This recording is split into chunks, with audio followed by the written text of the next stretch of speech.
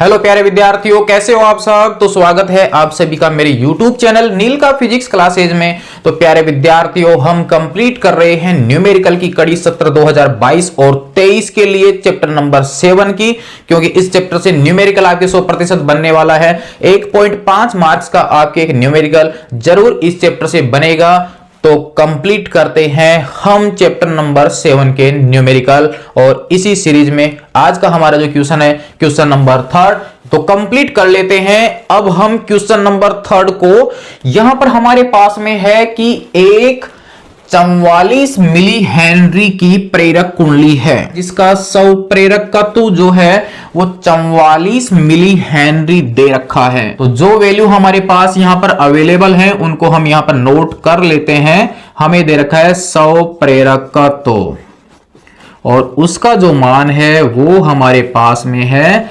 44 milli henry. मिली को हम change कर लेते हैं, हमारे पास में आ जाता है 10⁻³ और कंप्लीट होता है हेनरी में।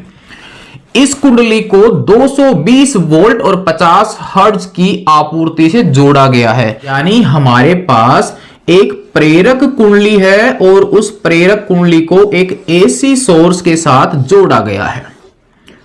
और इस एसी सोर्स का जो वोल्टेज है उसका मान हमें दे रखा है।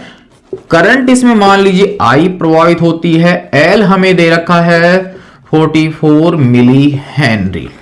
क्लियर है। VRMS मान हमें यहां पर दिया गया है, क्योंकि इसके मैक्सिमम मान को तो वो लिख के देगा।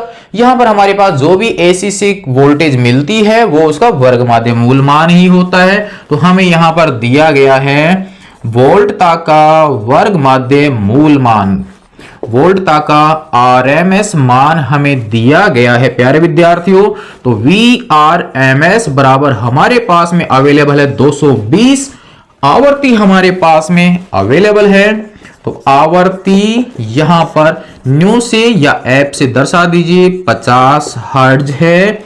और हमें यहां इस परिपथ में जो करंट प्रवाहित हो रही है उसका RMS मान पूछा गया है, यानी करंट का वर्ग माध्य मूल मान क्या होगा।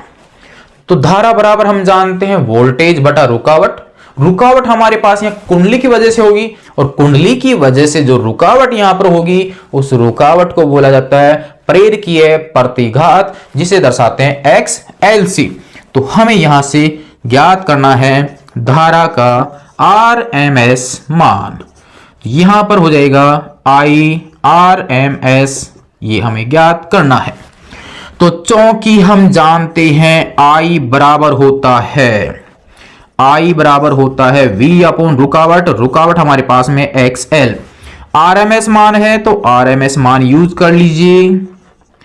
XL यहां पर है ही नहीं, XL नहीं है तो प्यारे विद्यार्थियों XL को कन्वर्ट कीजिए जो मान हमारे पास है। तो XL का फॉर्मूला हम जानते हैं, ओमेगा L होता है। L हमारे पास है, लेकिन ओमेगा कोणीय आवर्ती नहीं है। आवर्ती दे रखी है तो कोणीय आवर्ती को कन्वर्ट करेंगे आवर्ती वाले रूप में, और ओमेगा बराबर होता है 2πν।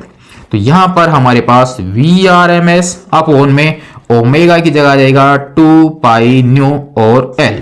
तो अब हमारे पास ये सभी मान अवेलेबल है, मान रख लीजिए, गणना कीजिए, आंसर कंप्लीट कीजिए। ये काम है आपका, कंप्लीट कीजिए। तो VRMS की जगह मैं यूज कर लेता हूं 220 यानी 220।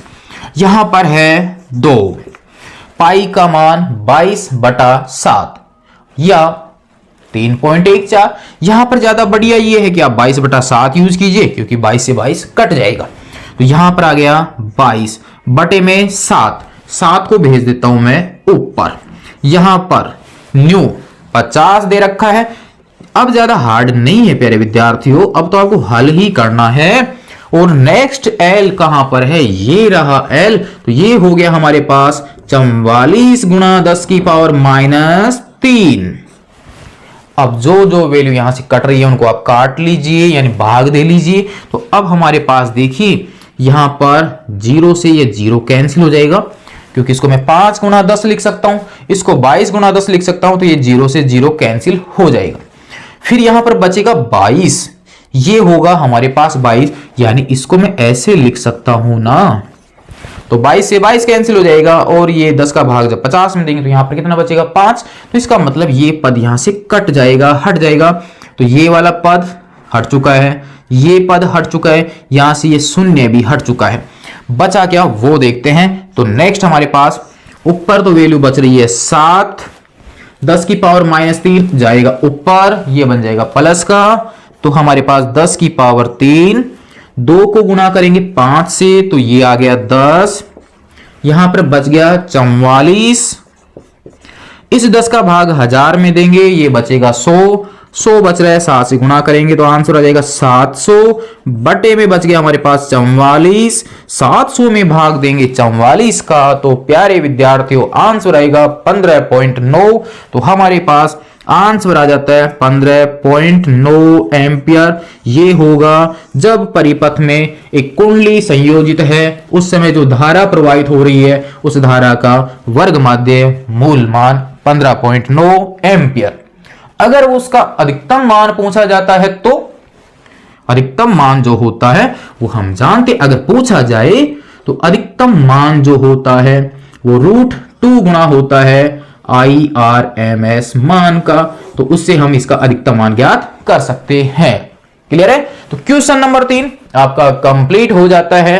कंप्लीट हुआ अन्य दोस्तों जरूर सेंड कीजिए ताकि उनका भी न्यूमेरिकल कंप्लीट हो सके, क्योंकि एग्जाम में एक क्वेश्चन इस चैप्टर से जरूर बनने वाला है। बाकी ये सभी न्यूमेरिकल नोट्स के रूप में आपको अवेलेबल हो जाएंगे प्ले लिस्ट से। आप ऐप डाउनलोड कर सकते हैं नील का फिजिक्स क्लासेज को, नोट कर लीजिए क्वेश्चन नंबर 3 को। नेक्स्ट देखते हैं क्वेश्चन नंबर 4।